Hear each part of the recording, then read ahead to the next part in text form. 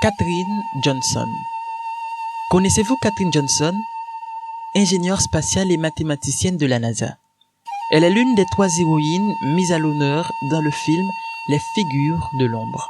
Cette femme afro-américaine inspirante a eu une carrière extraordinaire et s'est imposée dans un contexte historique ségrégationniste. Elle a su briser les préjugés raciaux et misogynes de l'époque. Ses calculs et travaux ont permis à la NASA de se progresser dans un projet de vol habité vers la Lune.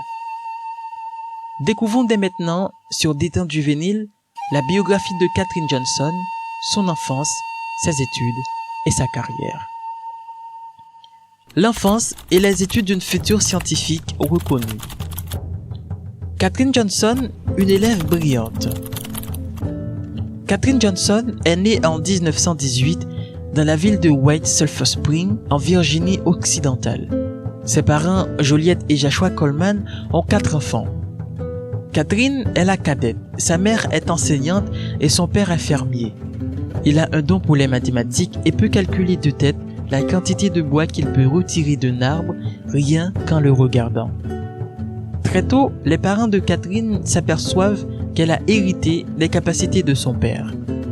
Elle compte absolument tout et pose sans cesse de questions.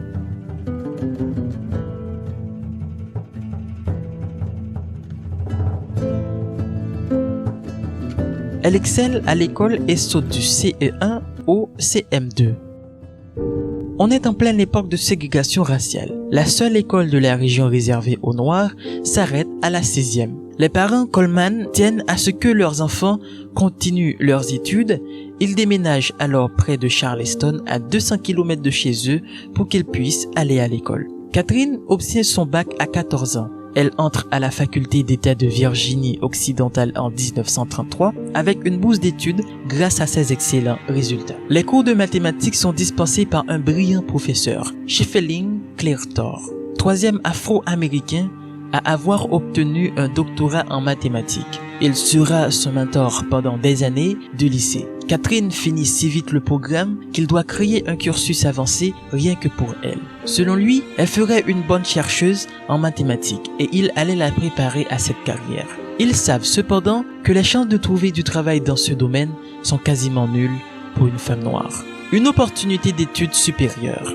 Elle obtient son diplôme en 1937 et devient enseignante à Marion.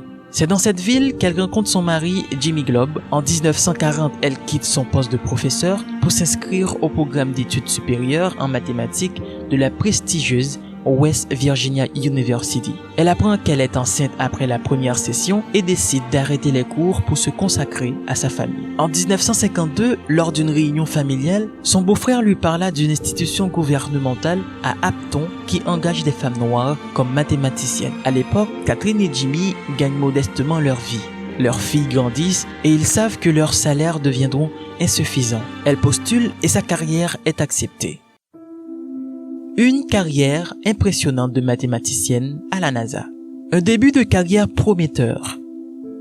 En 1953, elle est recrutée en tant qu'ordinateur à Jup, comme elle le dit, par le centre de recherche en aéronautique attaché à la National Committee for Aeronautic NACA. Elle y gagne le triple de son salaire d'enseignante. Seulement 6 mois plus tard, elle obtient une promotion et est affectée à une équipe d'ingénieurs. Pendant ses 4 premières années à la NIACA, elle travaille principalement sur des calculs en relation avec des boîtes noires des avions. Son mari meurt d'un cancer en 1956. Cette perte est très difficile pour Katherine et ses filles. Vers 1957, à l'époque de la guerre froide, les Soviétiques ont une longueur d'avance sur les Américains et lancent le premier satellite artificiel de la Terre, Sputnik.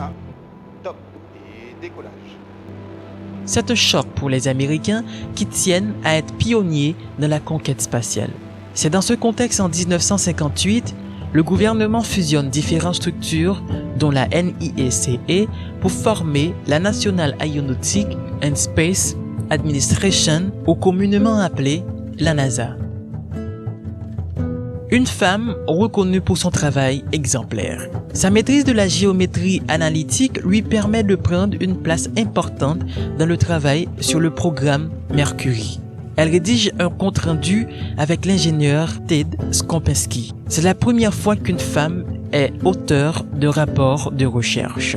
Elle s'appelle encore Catherine Globe à l'époque, mais se marie avec James Johnson en 1959.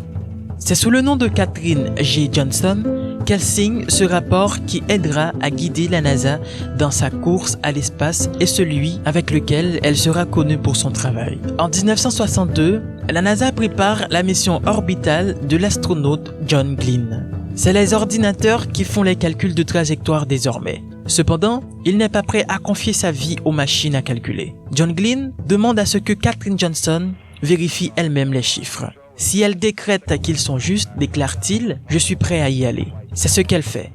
Et c'est le travail pour lequel elle est la plus connue du grand public. Pour cette mathématicienne de la NASA, son plus grand apport à l'exploration spatiale reste ses calculs de trajectoire qui ont contribué au succès de la mission Apollo 11 en 1969 qui a permis à des hommes de se poser et marcher sur la Lune pour la première fois.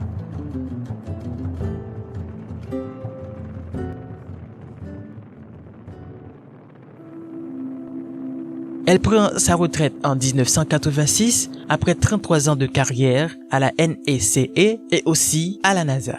Si vous avez aimé cette vidéo, n'oubliez pas de vous abonner.